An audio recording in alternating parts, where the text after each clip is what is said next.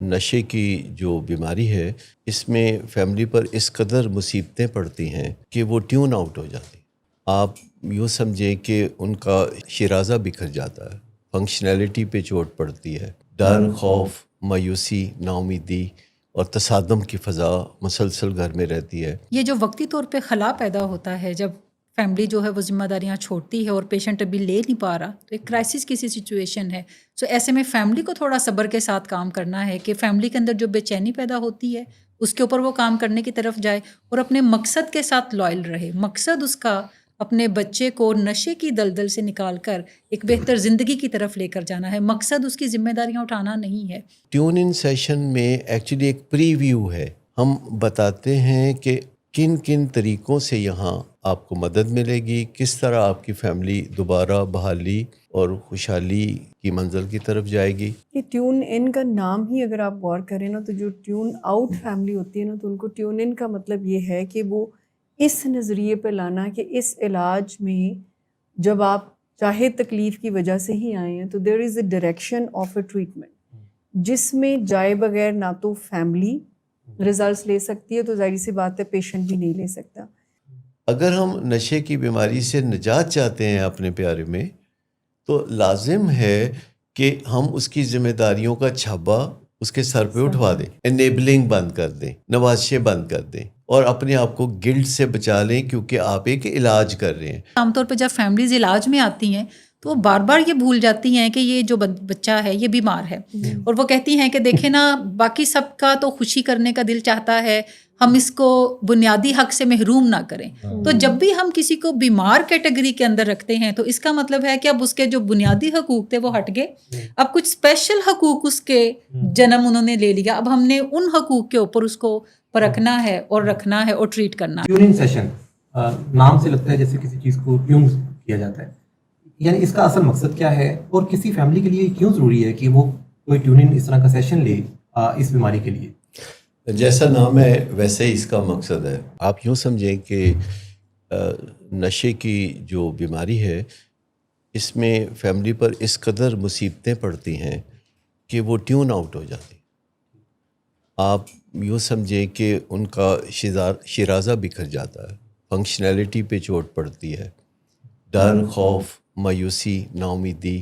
اور تصادم کی فضا مسلسل گھر میں رہتی ہے۔ نشے کا مریض تو اپنے نشے کی وجہ سے بیماری کا شکار ہوتا ہے، لیکن گھر میں یہ جو ہر وقت زلزلے کے جھٹکے آتے رہتے ہیں، اس سے اہل خانہ کو بھی ایک عجیب و غریب سچویشن کا سامنا ہوتا ہے جسے ہم روگی ہونا کہتے ہیں۔ اور اس ساری سچویشن کو ہم یوں کہتے ہیں کہ فیملی ٹیون آؤٹ ہو جاتی ہے، وہ لوگوں سے میل ملاپ کم کر دیتے ہیں، گھر میں لوگوں کو بلاتے نہیں، خود کسی کے گھر جاتے نہیں، وہ ایک آئسولیٹڈ جزیرے پر رہنے لگتے ہیں جہاں ان کے دکھ درد کا ساتھی کوئی نہیں ہوتا اور وہ اس بیماری کو اکیلے جھیل رہے ہوتے ہیں۔ جب ان تکلیف سے گھبرا کر، پریشان ہو کر، موٹیویٹ ہو کر وہ علاج کے لیے آتے ہیں، ہمارے پاس آتے ہیں ولنگ ویز میں، تو سب سے پہلے انہیں ہم ٹیون ان کرتے ہیں، یعنی جو شیرازہ بکھرا ہوا ہے اس کو ہم نے اکٹھا کرنا ہوتا ہے۔ ہم نے فیملی کو بتانا ہوتا ہے کہ آپ اگرچہ اپنے مریض کو نشے سے نجات دلانے کے لیے آئے ہیں، لیکن ہم ساتھ میں اس روگی پن سے نجات دلانے کا بھی بیڑا اٹھائیں گے جس میں آپ پھنسے ہوئے ہیں۔ تو ٹیون ان سیشن میں ایکچولی ایک پری ویو ہے، ہم بتاتے ہیں کہ آپ کو کن کن طریقوں سے یہاں آپ کو مدد ملے گی، کس طرح آپ کی فیملی دوبارہ بحالی اور خوشحالی کی منزل کی طرف جائے گی۔ شروع میں مریض کے جو معاملات کچھ ایسے ہوتے ہیں کہ گھر والوں کو لگتا ہے کہ بات بات پہ یہ بڑک اٹھتا ہے، بدتمیزی کرتا ہے، وعدے کرتا ہے تو جھوٹے کرتا ہے، جھوٹ بولتا رہتا ہے، تو وہ اسے کردار کی خامیوں کے حوالے سے دیکھتے ہیں، لیکن وہ کنیکٹ نہیں کر پاتے نشے کی بیماری کے پیچھے جو سائیکوپیتھولوجی ہے۔ جب یہ بیماری پروان چڑھ رہی ہوتی ہے تو کچھ چیزیں ساتھ ساتھ چل رہی ہوتی ہیں فیملی کے اندر، جس میں پہلی چیز ہے ڈر، خوف۔ ایسے لگتا ہے کہ آج کچھ ہو جائے گا۔ ڈر، خوف کے علاوہ پھر ایک نا امیدی ہوتی ہے، کیونکہ وہ روز وعدہ کرتا ہے اور روز وعدہ توڑتا ہے، چونکہ وہ سچ نہیں بولتا تو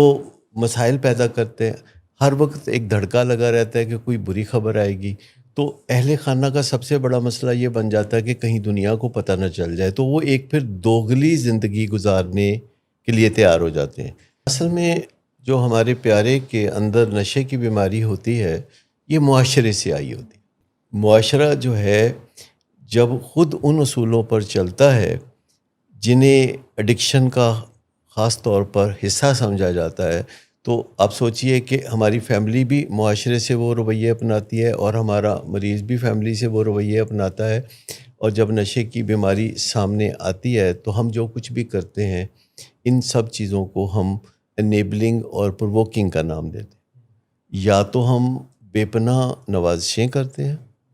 اور ہم سمجھتے ہیں کہ ہمارے نوازشوں کے احسان تلے دب کر مریض ہمیں یہ نتیجہ دے دے گا کہ وہ نشہ کرنا چھوڑ دے گا, اور جب وہ ایسا نہیں کرتا تو پھر ہمارا دوسرا طریقہ ہوتا ہے بے عزتی کرنے کا, توہین کرنے کا,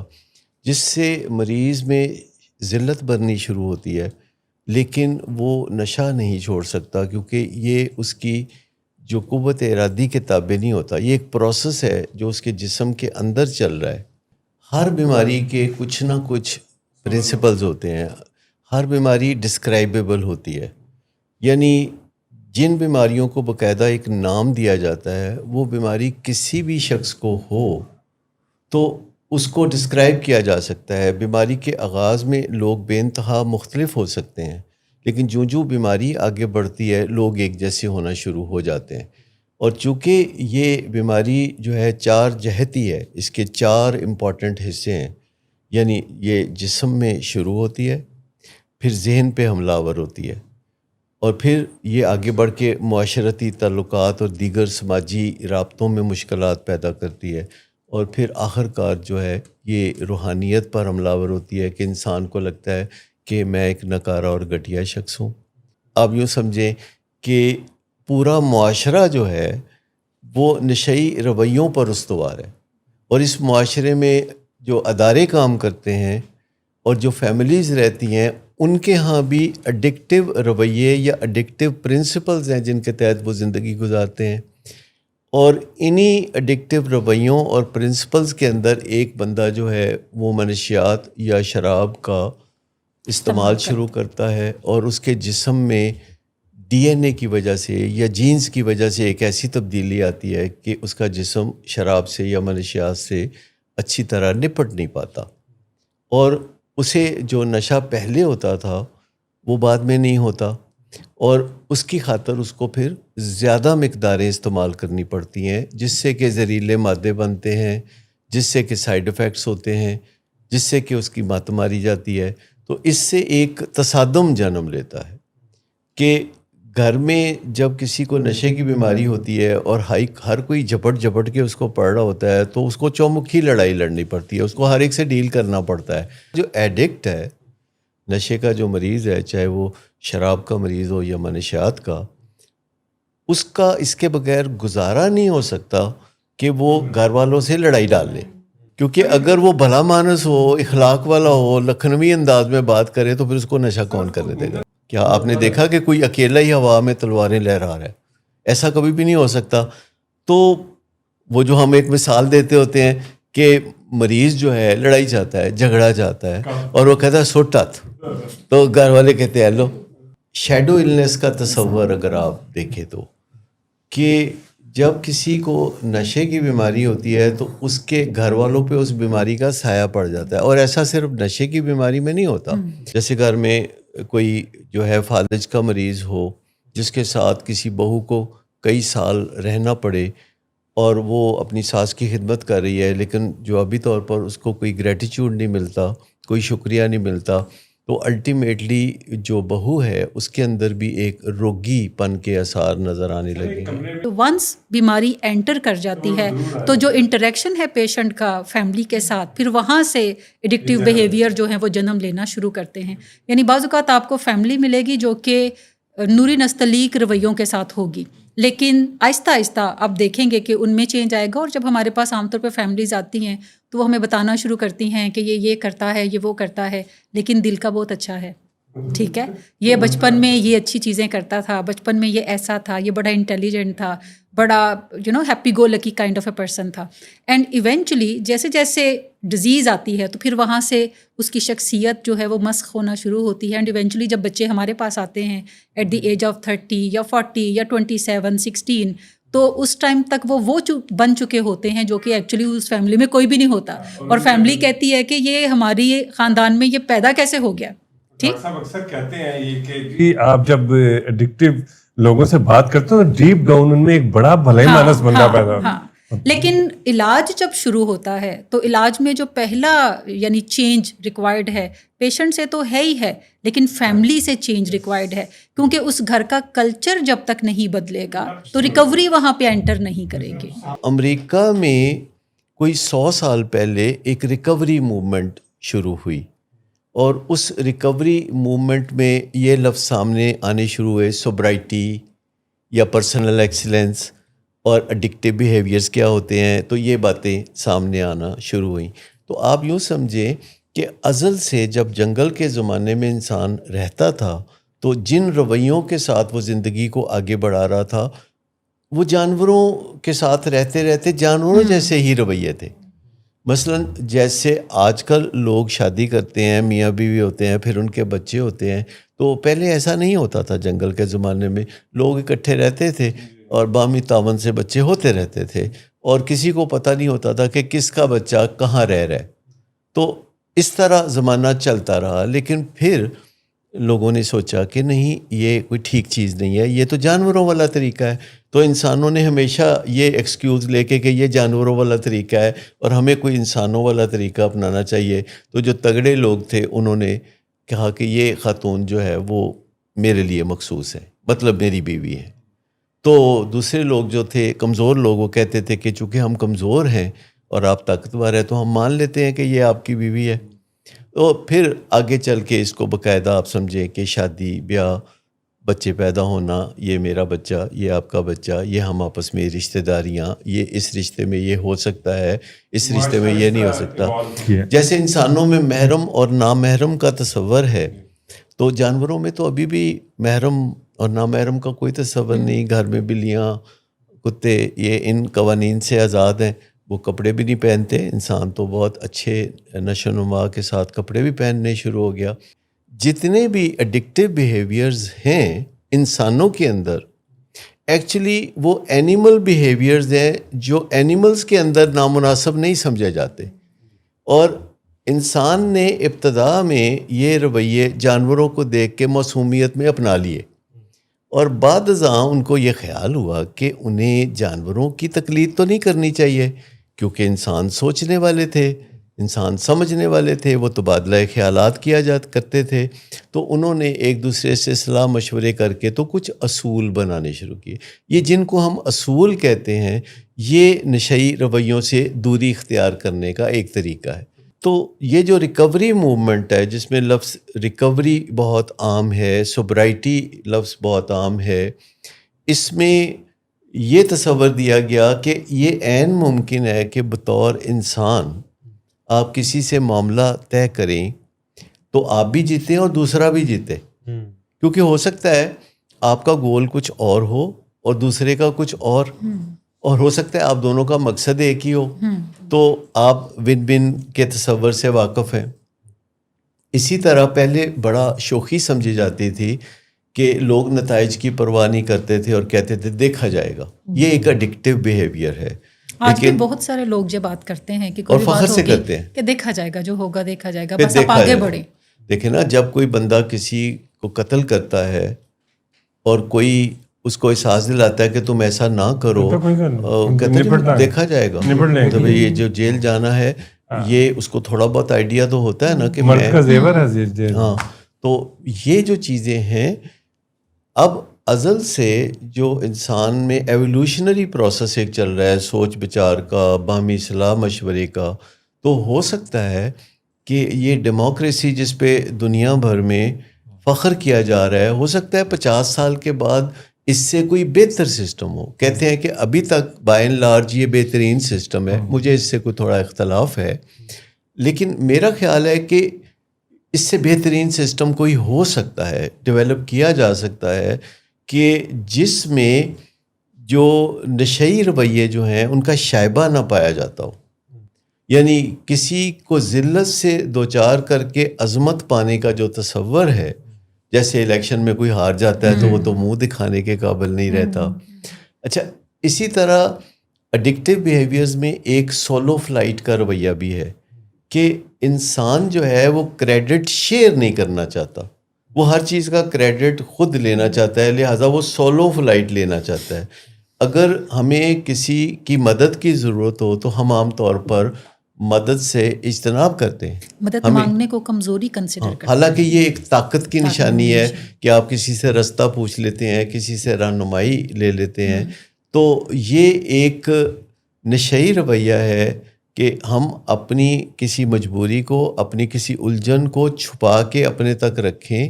اور دوسرے کسی سے مشورہ نہ کریں، کسی کی رہنمائی نہ لیں اور شیم میں گڑ جائیں اور غلط طرز عمل پہ اڑے رہیں. تو اس سے کہیں بہتر ہے کہ ہم دوسروں سے بات مشورہ لینا ہے نا، وہ مشورہ لینا ضروری ہے کہ آپ ان لوگوں سے لیں کہ جو مشورہ دینے کے قابل ہوں. آپ مشورہ کے بارے میں ایک بڑا یعنی ہمیں ذہن میں رکھنا چاہیے کہ مشورہ اس بندے سے لیں جو کہ کہے کہ پھر اگر مشورہ صحیح نہ نکلا تو میں ذمہ داری لیتا ہوں. جیسے ہمارے پاس جتنے بھی بچے آتے ہیں عام طور پہ وہ مشورے اپنے دوستوں سے کرتے ہیں جو ان کے ساتھ نشہ کر رہے ہوتے ہیں اور انہوں نے ان کی کوئی ذمہ داری نہیں اٹھانی ہوتی. جبکہ جو فیملی جو رسپانسبلٹی اٹھانے والی ہوتی ہے وہ ان سے مشورہ نہیں کرتے. لیکن جب فیملیز ہمارے پاس آتی ہیں تو وہ بھی مشورہ پھپھو سے، چچا سے، تایا سے کرتی ہیں، وہ ڈاکٹر سے مشورہ جو ہے وہ نہیں کرتی. سو ٹیون ان سیشن میں ایک چیز جو کہ جس پہ زیادہ فوکس کیا جاتا ہے کہ دیکھیں جو ہیرارکی ہے اس کو آپ سیدھا رکھیں کہ ڈاکٹر آپ کو بتائے گا فیملی کو، اور فیملی جو ہے وہ آگے پیشنٹ تک وہ چیز ڈیلیور کرے گی تاکہ جو منصوبہ ہے اس ریکوری کا جس میں فیملی کا ایک اہم رول ہے وہ اپنے پایا تک میل کو پہنچے. زیادہ تر فیملیز جب ہمارے پاس آتی ہیں تو وہ اس مائنڈ سیٹ سے نہیں آتی کہ ہم نے کسی علاج کے پروسیس میں سے گزرنا ہے. وہ کہتے ہیں پیشنٹ پارکنگ کرنی ہے، ہم تھک گئے ہیں، اور وہ موٹیویشن جس کی وجہ سے وہ انہیں علاج میں لے کر آتے ہیں وہ کوئی ریسنٹ کرائسس کی وجہ سے آتی ہے، اور وہ اس ریسنٹ کرائسس کو مینیج کرنے کے لیے وہ سوچتے ہیں کہ اب اس کو ڈالیں اندر، اس کی عقل ٹھکانے لگے. جب وہ ہمارے پاس لے کر آتے ہیں تو ہم انہیں بتاتے ہیں کہ دیکھیں اس طرح عقل ٹھکانے بھی نہیں لگے گی اور مسئلہ بھی حل نہیں ہوگا. تو اس مسئلے کو مل جل کے حل کرنے کی طرف جائیں، اور علاج کا ایک جو اسٹرکچر ہے اس میں اگر آپ اس کو گزاریں گے تو پھر کوئی بحالی جو ہے وہ ممکن ہے. اس میں پہلی چیز کہ فیملی عام طور پہ جب ہمارے پاس پہنچتی ہے تو نہ تو ان کی راتوں کی نیند بہتر ہوتی ہے، نہ ان کے موڈ مزاج بہتر ہوتے ہیں، کیونکہ ایک چمکھی لڑائی ہے جو کہ فیملی نے گھر پہ ہر روز لڑنی ہے، ہر منٹ لڑنی ہے. اینڈ میں عام طور پہ فیملیز کو اگزامپل دیتی ہوں کہ اب یوں سمجھ لیں کہ جیسے اگر آپ کا گھر زلزلے کی پٹی پہ ہو اور دن میں کئی دفعہ آفٹر شاکس آتے ہوں تو جو حالت آپ کی ہوگی وہی اس فیملی کی ہوتی ہے. But the moment family enter کرتی ہے تو سب سے پہلا مشورہ ان کو یہ ہوتا ہے کہ اب یہ بچہ ہمارے پاس ہے، اب آپ اس فکر سے آزاد ہیں کہ یہ راتوں کو کہیں گر رہا ہے، کہیں پڑا ہوا ہے، کہیں سے کوئی کال آئے گی، تو آپ اپنے جو اوستان ہیں ان کو بحال کرنے کی طرف جائیں، اپنی نیند پوری کرنے کی طرف جائیں، اپنا کھانا پینے کی جو روٹین ہے اس کو بہتر بنائیں، اور پھر صرف آئیں یہاں پر 2 گھنٹوں کے لیے اور آ کر سیکھیں کہ اس کا مسئلہ کیا ہے. پہلی بات جو بنیادی انڈرسٹینڈ کرنے والی ہے، یہ جس دن انڈرسٹینڈنگ ہوتی ہے نا اس دن آپ کا علاج شروع ہوتا ہے. یعنی ونس فیملی یہ انڈرسٹینڈ کر لے کہ ہمارا مسئلہ جو ہے وہ یہ بچہ نہیں ہے بلکہ اس کے اندر پنپنے والی وہ بیماری ہے جس کو ہم نشے کی بیماری یا ایڈکشن کہتے ہیں، تو وہاں سے پھر علاج کے لیے وہ رواں دواں ہونا شروع کرتے ہیں. اچھا، جسے ہم ڈیزیز کانسیپٹ کہتے ہیں جس کا تذکرہ عظمیٰ صاحبہ کر رہی ہیں، یہ انتہائی گہرائی میں کسی خفیہ جگہ کوئی پروسیس چل رہا ہوتا ہے جس میں جسم کے اندر نشے سے نپٹنے کی صلاحیت جو ہے ختم ہو جاتی ہے کیونکہ اس کے اندر کوئی جینیاتی کمزوری ہوتی ہے. اب یہ معاملہ جو ہے خود نہ نشے کے مریض کو پتہ ہوتا ہے کہ مجھے نشہ پہلے سے زیادہ کیوں کرنا پڑ رہا ہے، میرے نشے میں برکت کیوں نہیں رہی، یہ اکثر مریض ذکر کرتے ہیں. تو ان کو یہ پتہ نہیں چلتا کہ ان کے جسم کے بڑے کسی خفیہ نہا خانے میں ایک پروسیس چل رہا ہے جس میں کچھ انزائمز یا کیمیکلز زیادہ یا کم ہو رہے ہیں جس سے کہ نشہ تیزی سے اتر جاتا ہے. لہٰذا اس کے پاس واحد حل کامن سینس کے تحت یہ رہتا ہے کہ اگر میرا نشہ تیزی سے اترتا ہے تو مجھے تیزی سے نشہ کرتے رہنا چاہیے. اور وہ تیزی سے نشہ کرتا ہے. دوسری بات یہ کہ جو کچھ پھر وہ کرتا ہے, جسے بیک بورو اور اسٹیل کہتے ہیں ہم, جسے ہم کہتے ہیں کہ ڈومیسٹک وائلنس بھی اس میں آ گیا, تصادم بھی آ گیا, مرو مارو, یہ سب کچھ آ گیا. جب کچھ عرصے تک یہ سلسلہ چلتا ہے تو یہ ایک میل ویئر بن جاتا ہے. جیسے سافٹ ویئر تو اچھی چیز کو کہتے ہیں نا, تو جب کسی خراب چیز کا سافٹ ویئر بنتا ہے تو ہم اس کو میل ویئر کہتے ہیں. وائرس آ جاتا ہے جو اس کے اینیمل برین میں یعنی انکانشیس مائنڈ میں وہ ایک سافٹ ویئر کی طرح آ جاتا ہے. یہ نشے کی بیماری کا سائیکولوجیکل پارٹ ہے, یعنی جو ذہن ہے, یعنی جو اس کا مائنڈ ہے, اس کے اندر ایک سافٹ ویئر بن جاتا ہے جسے ہم میل ویئر کہہ رہے ہیں. اور اب ول پاور اس کے سامنے ٹک کے کھڑی نہیں ہو سکے گی. وہ چاہے بظاہر نقصانات کو دیکھ کے یا دوسروں کے سمجھانے پر نشہ نہ کرنے کا فیصلہ کرے تو اس کی ول پاور کام نہیں کرے گی, کیونکہ جو ول پاور ہوتی ہے وہ کسی سافٹ ویئر کے سامنے نہیں ٹھہر سکتی. سافٹ ویئر کے سامنے کوئی سافٹ ویئر ہی مقابلہ کر سکتا ہے. جیسے جو ہم کہتے ہیں کہ دماغ میں ایک علت جو ہے وہ ڈیولپ ہو جاتی ہے جسے ہم نشے کی بیماری کہتے ہیں, تو پھر ہمیں ایسے پروگرام کے اندر اپنے آپ کو ماہر بنانا ہوتا ہے جسے سمجھنے کی ضرورت ہوتی ہے اور بار بار دہرانے کی ضرورت ہوتی ہے. جو نشئی رویے ہیں یہ ازل سے جب انسان نے اس کو رائے ارض پر زندگی گزارنا شروع کی جنگل کے زمانے میں جانوروں کے ساتھ, تو یہ نشئی رویے ہم نے جانوروں کی صحبت میں سیکھے ہوئے ہیں. اور ابھی بھی ہم ایک دوسرے کو بعض اوقات فرینکلی یہ کہتے ہیں یار انسان بن, مطلب ہم ان کو کہہ رہے ہوتے ہیں کہ تمہارے رویے جانوروں کے رویے. تو آپ یوں سمجھ لیں کہ انسانوں کے اندر جتنے بھی رویے ہیں جو جانوروں کے رویوں سے مماثلت رکھتے ہیں ان کو ہم ایڈکٹیو بیہیویئر یا نشئی رویے کہتے ہیں. کسی بھی بیماری کے علاج میں ازل سے کچھ نہ کچھ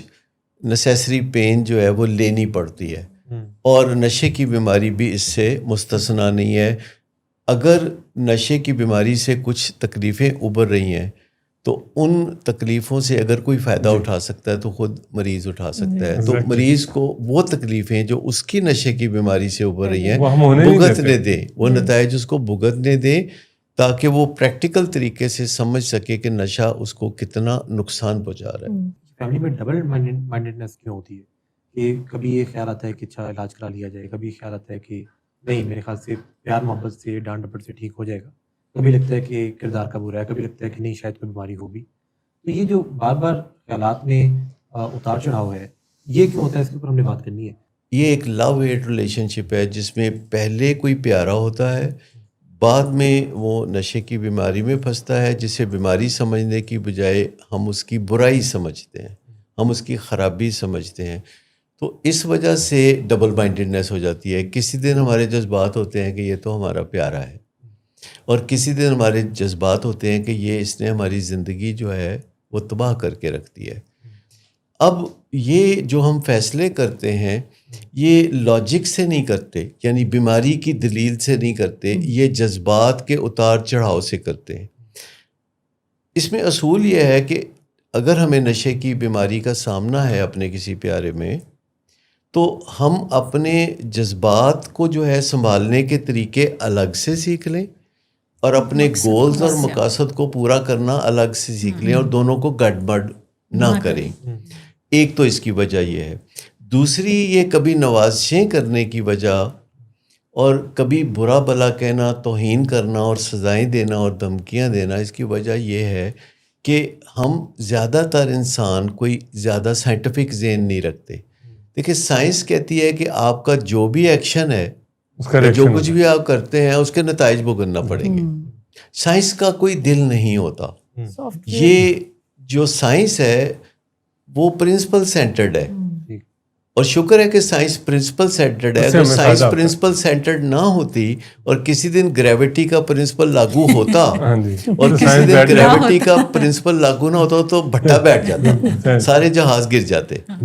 تو سائنس میں جو پرنسپلز ہیں وہ 24/7 فار ایور کام کرتے رہتے ہیں. H2O کو جب بھی neutral ملائیں گے پانی ہی بنے گا, جہاں مرضی ملا لیں اس تو کو. جو کلچر ہوتا ہے, جو ہمارے اپنے خاندان کا کلچر ہوتا ہے, یہ جو ہمارا سماج ہوتا ہے, یہ جو دنیا ہے, یہ جو مذاہب ہیں, ان کے اپنے اپنے قواعد و ضوابط ہیں, جس میں یہ تصور بہت زیادہ ہے کہ کسی بندے کے لیے معافی کی گنجائش پیدا کی جائے.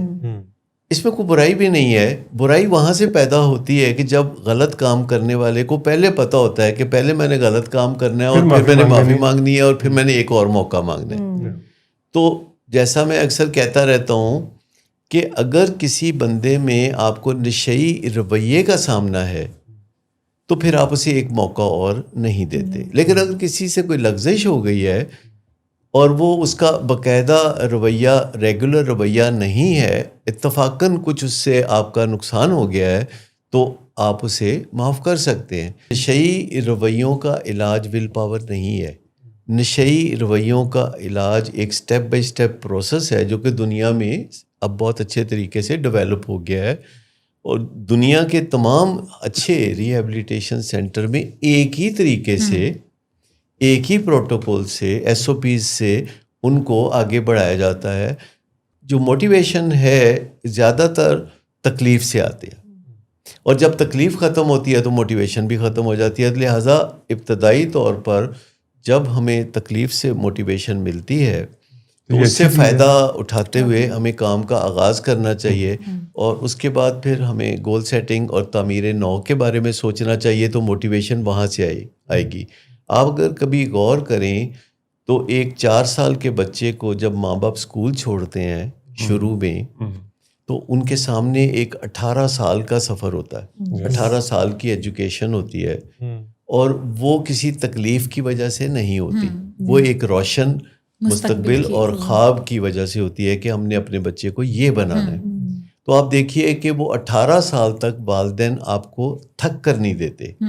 لیکن ہمارے پاس 100 دن کے لیے پیشنٹس آتے ہیں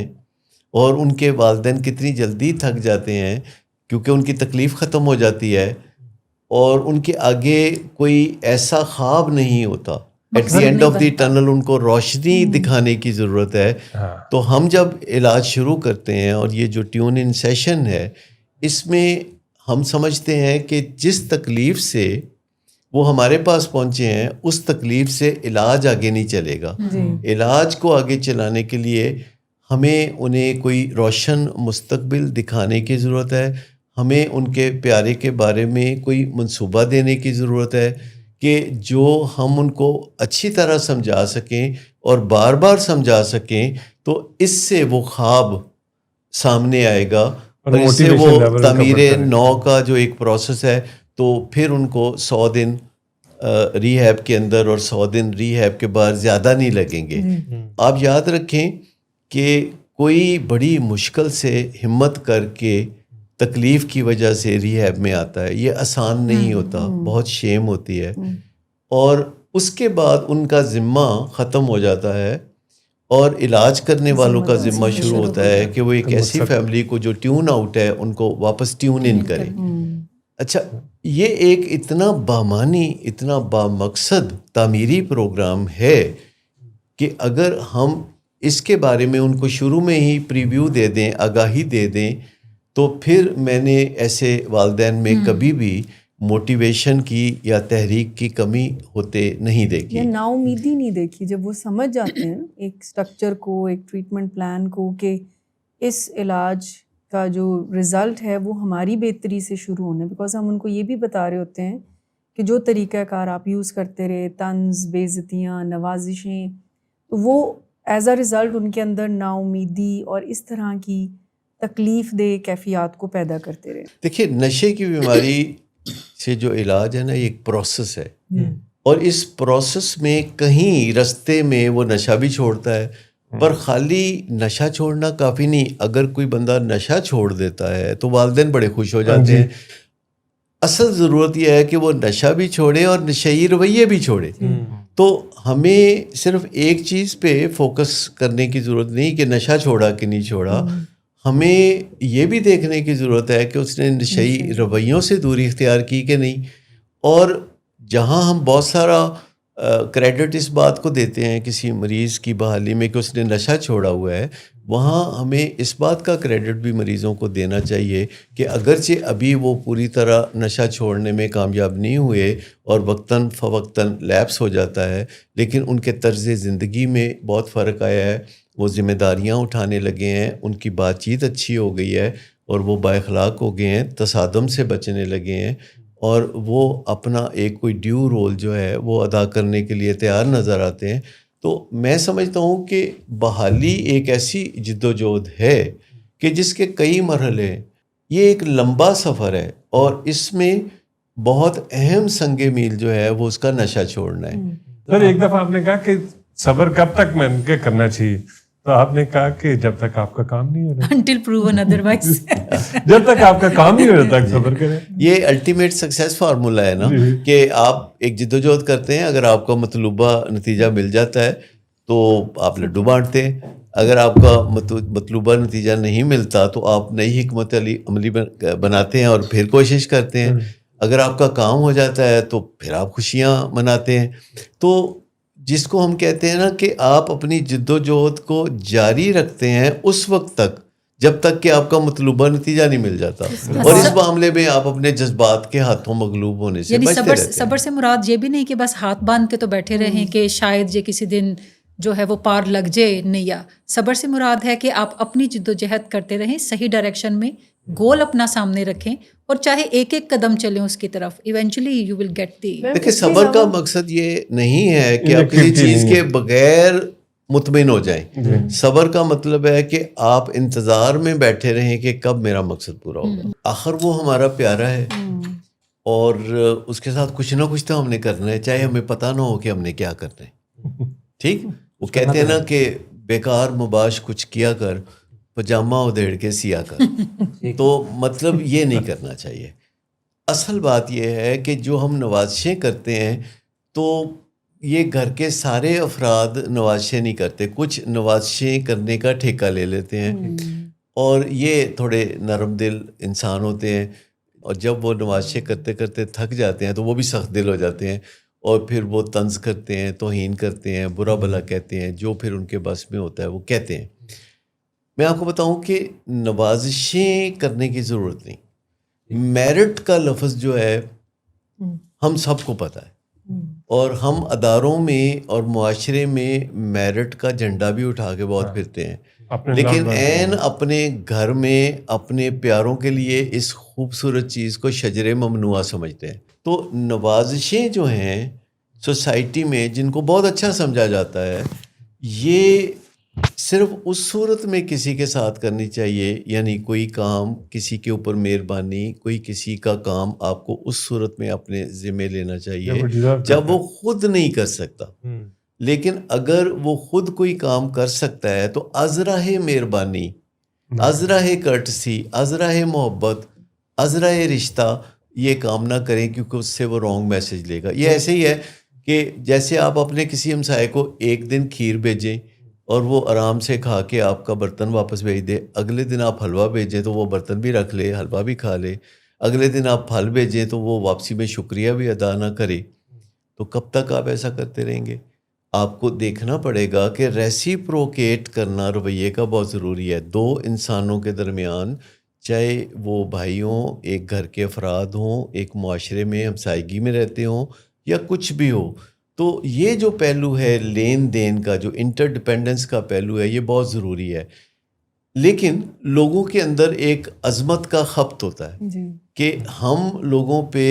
مہربانیاں کرتے رہیں کیونکہ ہم عظیم انسان ہیں، چونکہ ہم جنت میں جانے والے ہیں، چونکہ ہم شہید وفا ہیں، اور اپنی اس تمنا میں ہم دوسرے کے اندر ایک بگاڑ پیدا کرتے ہیں. یعنی لوگوں کو سیلیبریٹ کیا جاتا ہے. ہاں، لیکن اصل بات یہ ہے کہ ایسے لوگ بڑے ظالم ہوتے ہیں، کیونکہ وہ دوسروں کے اندر جو صلاحیتوں کو ابھرنے نہیں دیتے، وہ ان صلاحیتوں کو ابھرنے سے پہلے ہی کچل دیتے ہیں. تو یہ جو نوازشیں کرنا ہے نشے کے مریض کے ساتھ، اس کی بجائے آپ ان کی ذمہ داریاں ان کو لوٹا دیں. جب آپ ان کی ذمہ داریاں ان کو لوٹا دیں گے تو آپ کو بھی کچھ تکلیف ہوگی، کچھ تکلیف ان کو بھی ہوگی، لیکن وہ علاج میں تکلیف تو لازم ہے. اگر ہم نشے کی بیماری سے نجات چاہتے ہیں اپنے پیارے میں تو لازم ہے کہ ہم اس کی ذمہ داریوں کا چھابا اس کے سر پہ اٹھوا دیں. پہلی چیز ہے اس کی ذمہ داریاں اس کو دے دیں, انیبلنگ بند کر دیں, نوازشیں بند کر دیں, اور اپنے آپ کو گلٹ سے بچا لیں, کیونکہ آپ ایک علاج کر رہے ہیں. مجھے بتائیے, آپ سرجن ہیں, آپ جب نشتر چلاتے ہیں تو آپ کو گلٹ ہوتا ہے؟ نہیں, بالکل بھی نہیں. کیوں نہیں ہوتا بھی؟ آپ خون بہاتے ہیں, آپ کسائی ہیں. نہیں, وہ ظاہر ہے ایک ڈیزیز حصے کو ہم نے جو ہے نا وہ ڈیزیز حصے کو نکالا. انڈرسٹینڈنگ ہے نا. تو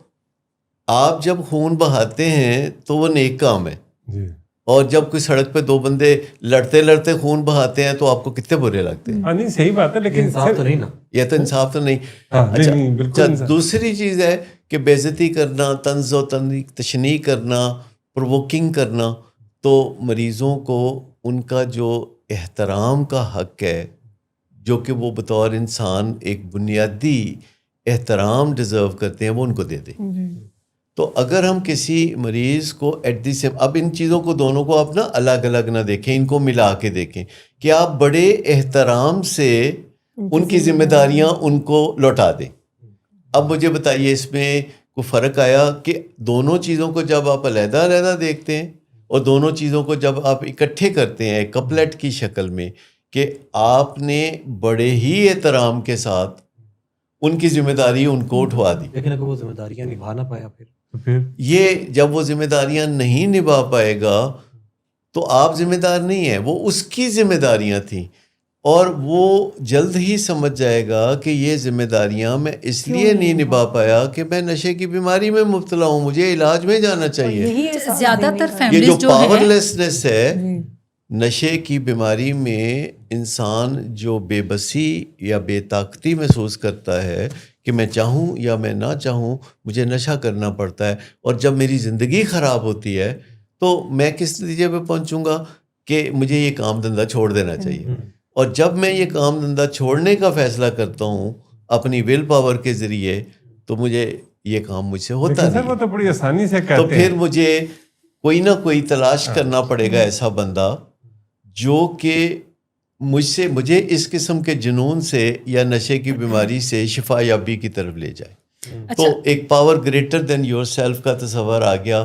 جو ماں باپ بھی ہو سکتے ہیں, کاؤنسلر بھی ہو سکتے ہیں, ڈاکٹرز بھی ہو سکتے ہیں. تو پھر آپ دیکھیں کہ اسٹیپ 1 کہتا ہے کہ آپ نے مسئلے کو پہچان لیا, اور اسٹیپ 2 یہ کہتا ہے کہ آپ نے وہ بندہ ڈھونڈ لیا کہ جس نے آپ کی مدد کرنی. یہ جو وقتی طور پہ خلا پیدا ہوتا ہے جب فیملی جو ہے وہ ذمہ داریاں چھوڑتی ہے اور پیشنٹ ابھی لے نہیں پا رہا, تو ایک کرائسس کی سی سچویشن ہے. سو ایسے میں فیملی کو تھوڑا صبر کے ساتھ کام کرنا ہے کہ فیملی کے اندر جو بے چینی پیدا ہوتی ہے اس کے اوپر وہ کام کرنے کی طرف جائے, اور اپنے مقصد کے ساتھ لائل رہے. مقصد اس کا اپنے بچے کو نشے کی دلدل سے نکال کر ایک بہتر زندگی کی طرف لے کر جانا ہے. مقصد اس کی ذمہ داریاں اٹھانا نہیں ہے. ایک چیز یہ بھی سمجھنے میں آتی ہے کہ کوئی بھی پیشنٹ جو ہے اس کا کوئی درینہ خواب نشے کی زندگی میں جانا نہیں ہوتا, نہ اپنی زندگی تباہ کرنا ہوتا ہے. اس کا خیال ہوتا ہے کہ اگلے سال, اگلے 6 ماہ کے بعد, کوئی اگلے 2 سال کے بعد میں نشہ آخر چھوڑ ہی دوں گا, میں نے کون سا لائف ٹائم کرنا ہے. ایسے میں جو مشکل فیصلے ہیں وہ فیملی کو کرنے ہوتے ہیں, اور مشکل یہ فیصلے ہیں کہ اپنے دل کو تھوڑا سا سنبھالنا پڑتا ہے اور بچے کی بہتری کے لیے کوئی ڈیسیجن کرنا پڑتا ہے. اچھا, اس میں سمجھتا ہوں کہ جو اسٹرکچر ہے ہمارا, جس میں شروع کے 12 دن ہم فیملی کو مریض سے روزانہ ملواتے ہیں, جنہیں ہم ٹچ اینڈ گو میٹنگ کہتے ہیں, تو ان 12 دنوں میں ایک کاؤنسلر کے لیے یا سائیکالوجسٹ کے لیے وافر موقع ہوتا ہے کہ وہ دیکھ لے کہ فیملی کس قدر ٹیون آؤٹ ہے, فیملی میں روگی پن ہے کہ نہیں, نا امیدی کے بارے میں کیا صورتحال ہے, فیملی کے اندر ڈپریشن کا ایلیمنٹ کیا ہے, ایمبیولنس کتنی ہے,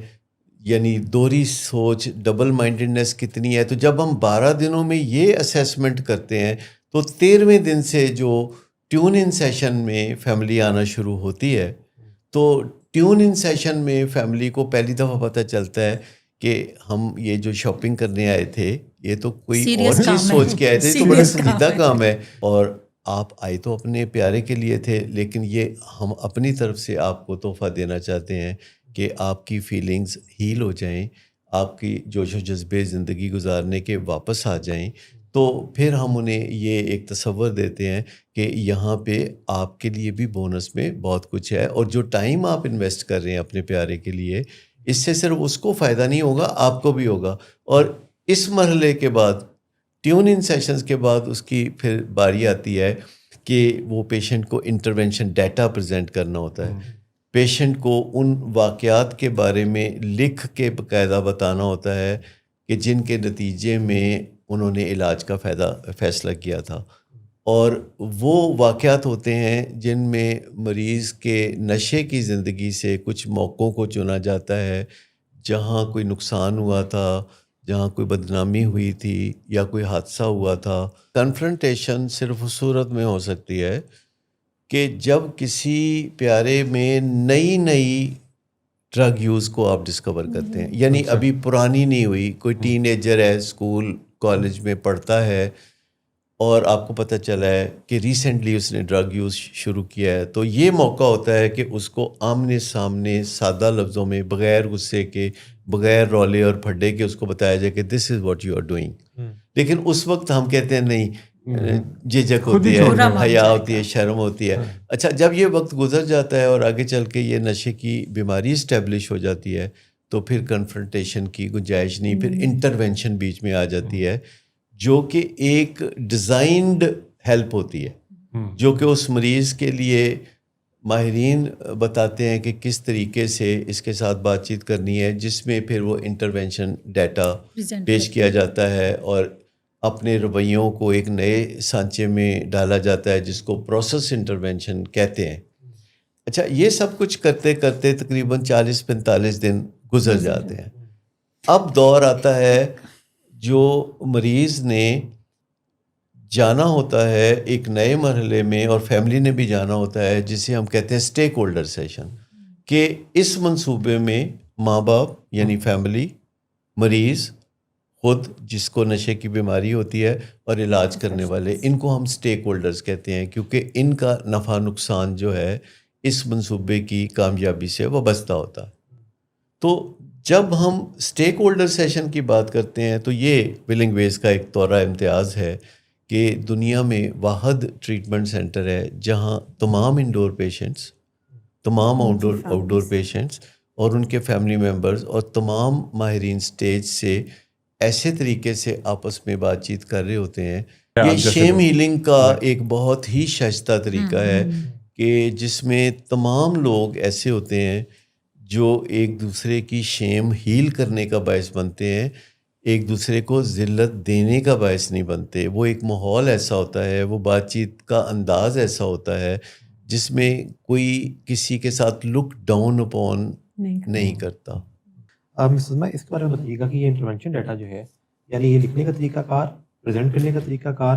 اور اوریجنلی اس کی روح کیا ہے؟ اچھا, گھر میں جب فیملی پیشنٹ کسی کو ڈیل کر رہی ہوتی ہے تو وہ اس کی زندگی میں دخل دے رہی ہوتی ہے, لیکن اس کو ہم کہتے ہیں یہ دخل برائے دخل ہے کہ فیملی کبھی لان تان کر رہی ہے, کبھی نوازشیں کر رہی ہے, کبھی پردہ داری رکھ رہی ہے, کبھی ایک دوسرے سے چھپا رہی ہے, اور کسی نہ کسی طریقے سے اس کو میسج کنوے کر رہی ہے کہ جو تم کر رہے ہو یہ ہمارے لیے ایکسیپٹیبل نہیں ہے. لیکن جب ٹریٹمنٹ میں آتے ہیں تو انٹرونشن ڈیٹا پریزنٹیشن جو ہے یہ ایک خاص ایونٹ ہے جس میں ساری فیملی ٹوگیدر بیٹھتی ہے پیشنٹ کے ساتھ, اور وہ فرسٹ ٹائم اس کے ساتھ براہ راست نہ صرف ان تمام ایونٹس کا اظہار کرتے ہیں, کھل کے اس کو بتاتے ہیں جو پاسٹ میں ہوئے ہوتے ہیں, جو نقصانات ہیں, جو لاسز اس نے پیچھے دیکھے ہوتے ہیں, جو ڈیمیجز اس نے کیے ہوتے ہیں, اور دوسرے سٹیپ پہ وہ اس کے ساتھ اپنی فیلنگز بھی کھل کے بتاتے ہیں کہ تم نے جب یہ کیا تھا تو اس ٹائم پہ میرا دل کیسے خون کے آنسو رویا تھا, اس ٹائم میں کتنا گھبرا گئی تھی یا مجھے کتنا رنج پہنچا تھا. سو پہلی دفعہ ہوتی ہے جب پیشنٹ ان لاسز کے ساتھ اپنی فیملی ممبرس کے, جو کہ پیرنٹس ہیں, بھائی بہن ہیں, بیوی ہے یا بچے ہیں,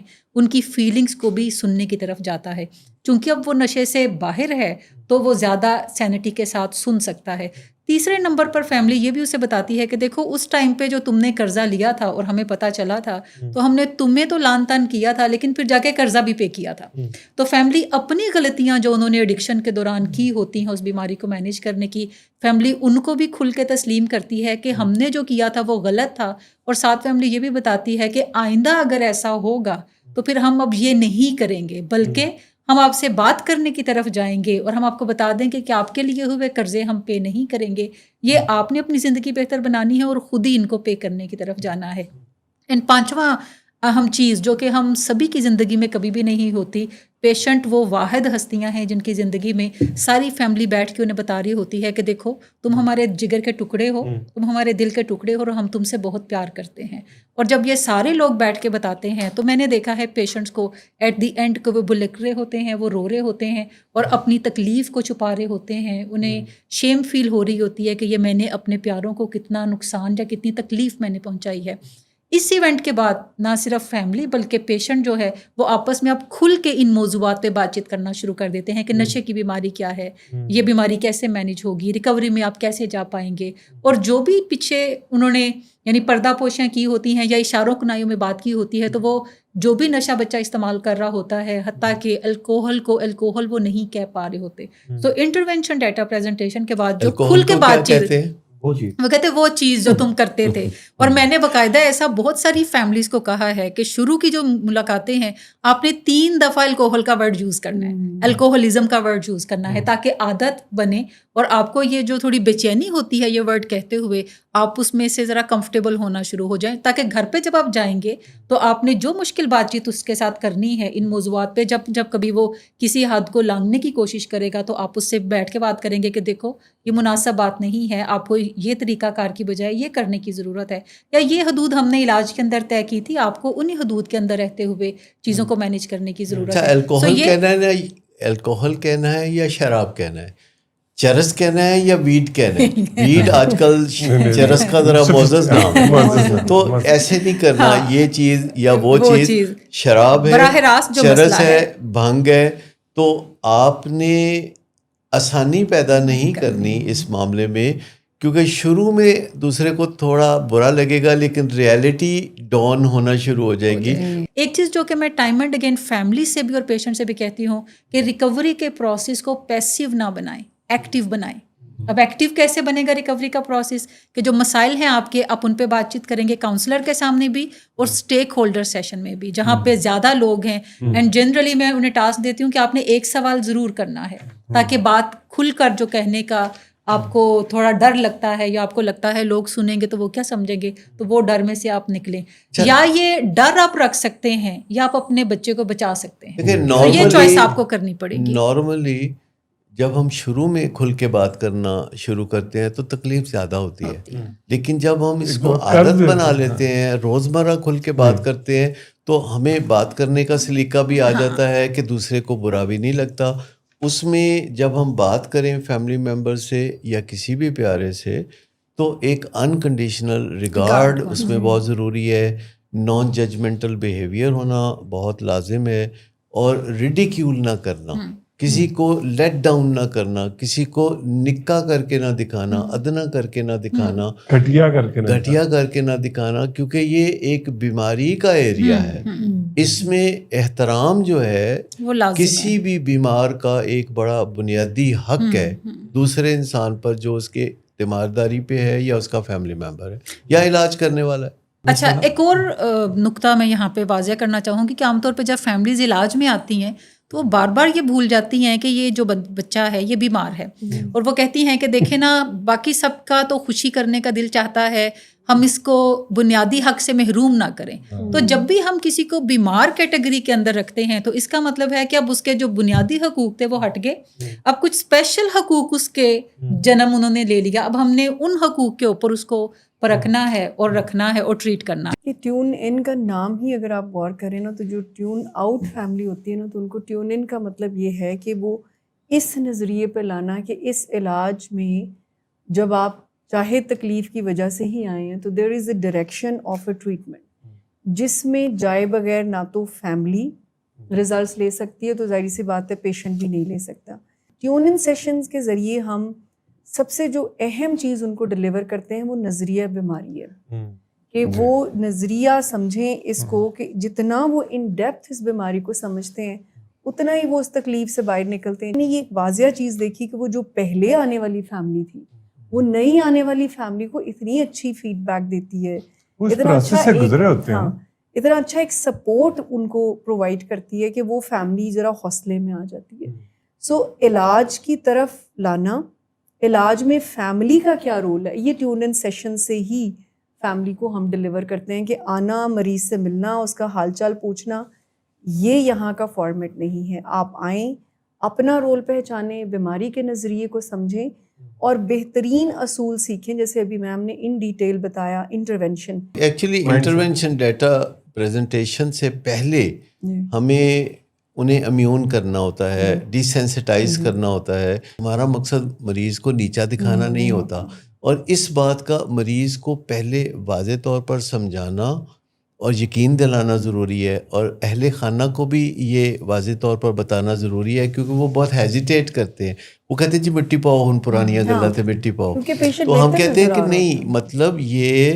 ایسے ہی ہے جیسے اینٹی بایوٹک ہوتی ہے، یہ ایسے ہی ہے جیسے کوئی کیپسول گولیاں ہیں. تو آپ نے یہ ڈر کی وجہ سے نہیں کرتے، اور یہ ایک ہی دفعہ انٹرونشن ڈیٹا پریزنٹ نہیں کرنا ہوتا، آپ نے اسے درجنوں دفعہ کرنا ہوتا ہے. جیسے ٹی وی پہ ایڈورٹیزمنٹ آتی ہے، یہ اتنا پیارا طریقہ ہے جس میں 5 نکات ہوتے ہیں کہ آپ ایک واقعہ بیان کرتے ہیں، اس پہ اپنی فیلنگز بیان کرتے ہیں، پھر اس وقت کا اپنا غلط رد عمل بتاتے ہیں اور اس پہ معذرت چاہتے ہیں. پھر آپ بتاتے ہیں کہ آج ہم سمجھ گئے ہیں کہ یہ بیماری ہے، اور یہ بیماری جو ہے اس کی وجہ سے یہ سب کچھ ہوا اور اس کو علاج چاہیے. یعنی مریض پر جو نوازش ہے واحد جو ہم کر سکتے ہیں ایز اے فیملی، وہ نوازش ہے کہ اس کو علاج مہیا کر دیں. اور پھر 5 میں سے ایک نقطہ ہم بار بار ہیمر کرتے ہیں کہ تم ہمارے پیارے ہو، تمہارا ہماری زندگی میں ایک بہت اہم مقام ہے، تم ہمارے دل میں بستے ہو، تم اس گھر کی کہکشاں کے ایک بہت اہم ستارے ہو. اور یہ ساری باتیں جب ہم اسے سمجھاتے ہیں اور ساتھ بتاتے ہیں کہ وہ فلاں دن جو یہ ہوا تھا نا، تو یہ تم نے اچھی طرح تازہ رکھنی ہے اس کی یاد ذہن میں، تاکہ جب تم آزاد دنیا میں جا کے زندگی گزارو اور تمہارے اندر کوئی چنگاری پھوٹے دوبارہ نشہ کرنے کی یا کوئی طلب جاگے، تو تم نے یہ واقعات یاد کرنے ہیں. اس کے لیے پھر ہم انٹرونشن کارڈز بھی پیشنٹس کو بنانے کے لیے کہتے ہیں، جو تاش کے پتوں سے ذرا بڑے سائز کے کارڈ ہوتے ہیں جو جیب میں رکھے جا سکیں، جس میں مریض نے یہ واقعات مختصر لکھے ہوتے ہیں، 30 سیکنڈ میں انہیں پڑھا جا سکتا ہے کہ جب اسے کوئی اپنے اندر چنگاری پھوٹتی ہوئی نظر آتی ہے، کوئی جنون، کوئی کریونگ، کوئی طلب، تو وہ جیب سے کارڈ نکالتا ہے. اور یہ کریونگ جو ہوتی ہے نا، یہ جو طلب ہوتی ہے، یہ بڑی بزدل ہوتی ہے. یہ اگر آپ کی جیب میں اسلحہ ہے نا، یعنی کارڈ موجود ہیں، تو آپ کا اعتماد ہی کچھ ہوگا اور کریونگ آپ کو کبھی تنگ نہیں کرے گی. ایک جو کوشچن جو شروع میں فیملیز کا بہت زیادہ ہوتا ہے نا، وہ یہ ہوتا ہے کہ چونکہ ہم ڈائریکٹلی اور انڈائریکٹلی یہ کہہ رہے ہوتے ہیں کہ جب آپ بیماری سمجھیں گے تو آپ ریلیف فیل کریں گے اور آپ کا لہجہ، آپ کی ڈیلنگ ڈفرینٹ ہوگی پیشنٹ کے ساتھ. تو میں نے ان کو پھر یہ بات بتائی کہ اس وقت پرائرٹی جو ہے نا وہ آپ کا لوڈ ون ہے. آپ اگر پہلے نمبر پر اس بات کو رکھ لینا کہ اس کی زندگی بچانی ہے، اور اس زندگی کو بچانے کے لیے آپ کی مدد ہمیں درکار ہے، اور آپ کے اس نظریے کو کہ لوگ کیا کہیں گے یا کوئی کیا کہتا ہے، اس کو فی الحال آپ پیچھے تھوڑا پرائرٹی یہ بعد میں دیکھ لیں گے کہ لوگوں نے کیا کہا تھا. پہلے اپنے آپ کو اس دلدل اور بیماری میں سے نکالنے کی ضرورت ہے. جب ایسا ہم کامیابی سے کر لیں چند سال کے بعد، پھر ہم کہیں گے لوگوں نے کیا کہا تھا، تو آپ کو خیال بھی نہیں آئے گا کہ لوگوں نے کچھ کہا تھا کہ نہیں کہا تھا. میں آپ سے جاننا چاہتا ہوں مس شمائلہ کہ لوگ آ کے تو کچھ نہ کچھ ایکسکیوزز پیش کرتے ہیں، کچھ پرانی پیراڈائمس پہ بات کرتے ہیں، نظریات پہ بات کرتے ہیں. جو ٹیون ان سیشن کا بنیادی مقصد ہے کہ ان کا قبلہ درست کرنا، ان کا نارتھ درست کرنا. تو کیا کیا باتیں ہیں جو لوگ عام طور پر ٹیون ان سیشن میں کرتے ہیں اور آپ کو ریپیٹیٹیولی ان کا جواب دینا پڑتا ہے؟ سر سب سے پہلے تو وہ جو یہ بات کرتے ہیں نا کہ وی ڈڈ سم تھنگ رانگ، یہ بھی ایک بہت بڑا چیلنج ہے. جب فیملیز آتی ہیں تو چونکہ ہم ان کو یہ بتا رہے ہوتے ہیں کہ یہ ایک بیماری ہے اور اس بیماری میں کسی کا قصور نہیں ہے. تو ایک بات جو مجھے لگتا ہے بار بار فیملی کو پنچ کرتی ہے وہ یہ ہے کہ بہرحال یہ قصور تو ہمارا ہے. ہم نے اگر صحیح پرورش کی ہوتی تو یہ یہاں پہ نہ ہوتا. اچھا، اس کے علاوہ پھر فیملی ایک دوسرے پہ ذرا بلیم کر رہی ہوتی ہے. فادر سمجھتا ہے کہ مدر نے نیگلیکٹ کیا ہے، مدر سمجھتی ہے کہ فادر. یہ جو قصوروار، یہ جو اپنے قصوروں کو ڈھونڈنے بیٹھ جاتے ہیں، اور پھر سوسائٹی کہ تسی کچھ ڈیفینیٹلی غلط کیا ہے، اور اللہ تعالیٰ آپ کو اس حرام کی سزا حلال دے بھی، رہا ہے. یعنی یہ والے جو کانسیپٹس ہیں نا، فیملی بہت تکلیف میں ہوتی ہے جب وہ آتے ہیں. وہ کھل کے کسی سے بات نہیں کر پاتے اور وہ یہ سمجھ رہے ہوتے ہیں کہ یہ جو ہمارے ساتھ ہو رہا ہے نا، یہ ہمارے اعمال ہیں، یا ہمارا کوئی قصور ہے،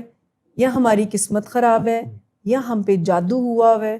یا کسی کی نظر لگ گئی ہے. تو یہ وہ جو کامن سینس کے سارے آئیڈیاز ہوتے ہیں نا، وہ فیملی بار بار لے کر آتی ہے. کسی پیارے کے نشے کی بیماری میں پھنسنے کی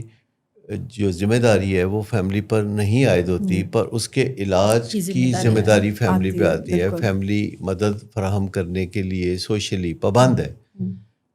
لیکن فیملی کے ذہن میں خوف اور خطرہ اتنا زیادہ ہوتا ہے کہ وہ ایک طرح سے منجمد سے ہو جاتے ہیں.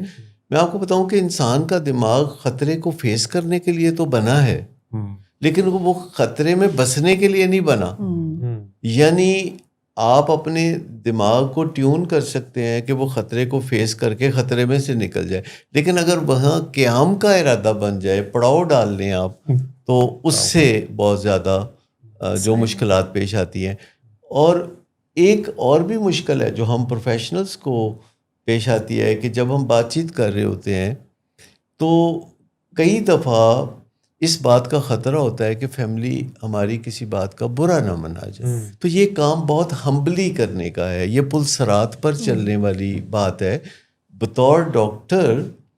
ہم ڈانٹ ٹپٹ نہیں کر سکتے، ہم الزام تراشی بھی نہیں کر سکتے. ایک ٹیون آؤٹ فیملی آتی ہے ٹیون ان سیشن میں اور ٹیون ان ہو جاتی ہے، تو اس کے چہرے میں، اس کی باڈی لینگویج میں، اس کے لب و لہجے میں اور اس کی گفتگو میں، اس کے لفظوں میں کیا فرق آتا ہے؟ سر خوف کم ہو جاتا ہے، وہ فیئر سے آپریٹ نہیں کرتے. دے ہیو دس کانفیڈینس کہ ہمیں ایک ڈائریکشن، چونکہ مقصد ہی ڈائریکشن بتانا ہے نا کہ یہ ہے وہ ٹریک جس پہ آپ چلیں. تو ان کے اندر جو وہ ایک سوال ہوتا ہے نا، باہر آ کے کیا کرے گا، دوبارہ تو نہیں کر لے گا، تو ان کو وہ ایک فیئر سے وہ آپریٹ نہیں کرتے. They start operating with principle. ہم پروفیشنلز کے لیے یہ بڑا لازم ہے کہ جہاں ہم سائنسی حقائق بیان کرتے ہیں وہاں ہم امید کی کرنیں بھی بکھیرتے رہیں، کیونکہ سب سے پہلے ہم بتاتے ہیں کہ یہ بیماری کیا ہے، پھر ہم وہ سٹیپس بتاتے ہیں کہ اس میں سے نکلنے کے طریقے کیا ہیں، پھر ہم بتاتے ہیں کہ آگے چل کے اگلے سٹیپ پہ کیا ہوگا، کیونکہ بیماری بھی پریڈکٹیبل ہے، علاج بھی پریڈکٹیبل ہے. آج سے 100 سال پہلے ماہرین کو بالکل پتہ نہیں ہوتا تھا کہ کون مریض نشے کے علاج کے بعد نشے سے نجات حاصل کرے گا اور کون نہیں کرے گا. لیکن اب دنیا میں سائنس اتنی ترقی کر چکی ہے، اگرچہ اس کے کوئی لیبارٹری ٹیسٹ تو نہیں ہے، لیکن جو لوگ روزمرہ اس فیلڈ میں کام کرتے ہیں ان کو مریض کے لب و لہجے سے، مریض کی باڈی لینگویج سے، فیشل ایکسپریشن سے، ٹون آف وائس سے، سوال جواب سے پتہ چل جاتا ہے کہ مریض جو ہے ریکوری میں جا رہا ہے یا نہیں جا رہا. ان کو ہم کہیں گے کہ یہ ہمارے مریض کی جو بیماری ہے اس میں جو وائٹل بیہیویئرز ہم کیسے چیک کرتے ہیں.